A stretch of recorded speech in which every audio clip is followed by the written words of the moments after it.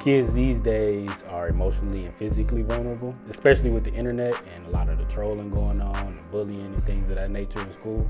It brings a very tender approach to society when growing up, being that vulnerable. Like, I feel like Detroit makes kids tough at the end of the day. I think it's important to have a balance between toughness and vulnerability, because you gotta know when to open up and just be yourself at the end of the day, but also how to protect and defend yourself from the real things that go on in the real world. My aspiration for the Detroit youth is to have a positive peer-to-peer networking group, a bridge that fills the gap between our generation and the generation that mentored us.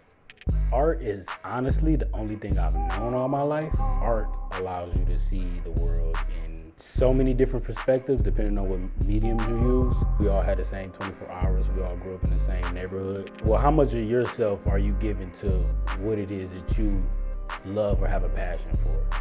Keeping that consistency in that passion allows you to be able to be the person you want to be.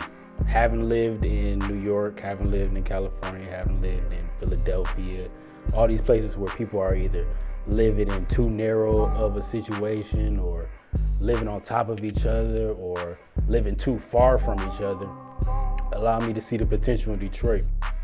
That may not excite anybody else, but that excites me because I see the potential of where it could go from stepping outside of my comfort zone. Keep your head up though, homie.